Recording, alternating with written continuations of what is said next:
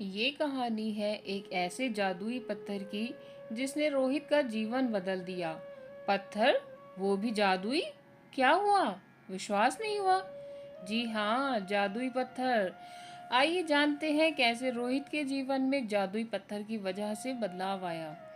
रोहित पढ़ने में बिल्कुल भी मन नहीं लगाता था, या फिर यूं कहा जा सकता है कि उसने अपने मन में पहले से ही बैठा रखा था कि वह पढ़ नहीं सकता।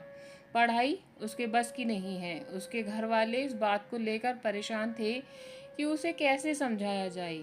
उसके परिवार के हर सदस्य ने उसे समझाने की कोशिश की, लेकिन सब व्यर्थ।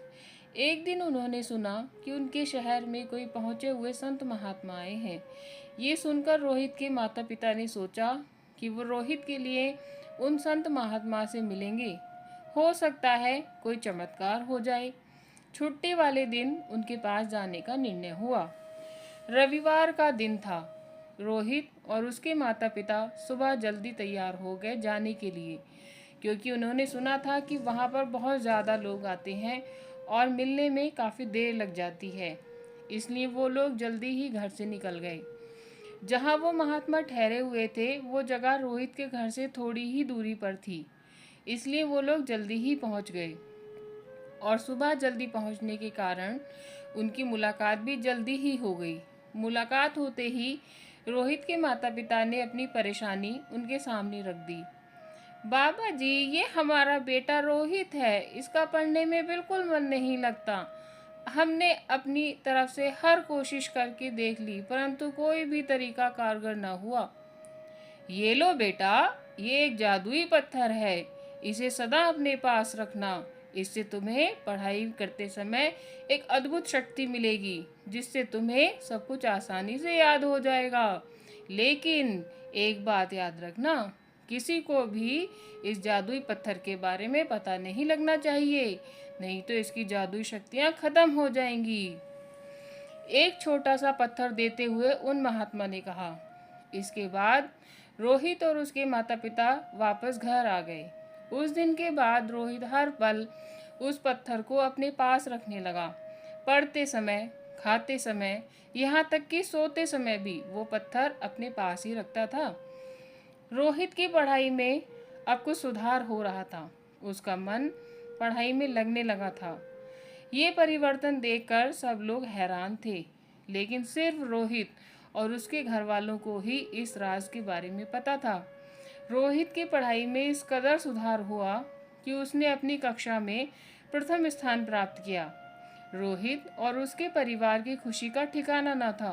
उन्होंने महात्मा का धन्यवाद करने के लिए उनसे मिलने की योजना बनाई। अगले ही दिन वो लोग उन महात्मा के पास पहुंचे। रोहित के पिता ने कहा, बाबा, आप दिए हुए जादुई पत्थर की करामात के कारण आज रोहित पढ़ाई में मन लगाने लगा है।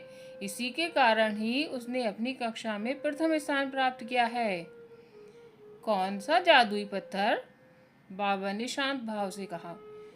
तभी रोहित की माँ बोली, वही जादुई पत्थर बाबा, जो आपने रोहित की पढ़ाई में सुधार के लिए दिया था। हा हा हा हा। बाबा हंसे और बोले, वो कोई जादुई पत्थर नहीं था, वह तो एक साधारण सा पत्थर था। क्या? रोहित के माता पिता दोनों हैरान होते हुए बोले।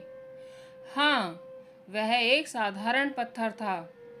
असल में वह पत्थर नहीं, एक विश्वास था जो मैंने रोहित के लिए दिया था। उसने अपने मन में यह बात बैठा रखी थी कि वह पढ़ नहीं सकता, उसे कुछ याद नहीं होता। यही कारण था कि वह पढ़ नहीं पाता था। उसने अपने मन में यह विश्वास पक्का कर रखा था। इस विश्वास को तोड़कर उसके मन में नया विश्वास बसाना था, जो काम इस पत्थर ने किया। क्या मतलब? मतलब ये कि ये पत्थर प्राप्त करते ही रोहित की मानसिक स्थिति बदल गई। उसके मन में यह विश्वास अपनी जगह कर गया कि वह अब पढ़ सकता है और उसे सब याद भी हो जाएगा। जैसे ही उसके मन ने यह सब स्वीकार किया, वैसे ही उसकी पढ़ाई में सुधार आरंभ हो गया। मतलब वो पत्थर बेकार था? अब बात रोहित के माता पिता के समझ में आ गई थी। उन्होंने महात्मा का धन्यवाद किया और घर की ओर चल दिए। हाँ, उस पत्थर को उन्होंने रास्ते में फेंक दिया। दोस्तों, ऐसी ही हालत हमारी भी है। हम में से ज़्यादातर लोग अपने जीवन में बस इसलिए आगे नहीं बढ़ पाते क्योंकि हमने अपने मन को यह समझाया हुआ है कि हम आगे नहीं बढ़ सकते, हम इस समस्या का हल नहीं निकाल सकते, जैसा भगवान चाहेंगे वैसा ही होगा आदि। ऐसा कुछ नहीं होता। हम वैसा ही जीवन जीते हैं जैसा हम जीना चाहते हैं। हमारे जीवन को नियंत्रित करने के लिए कोई दूसरा यंत्र नहीं बना है।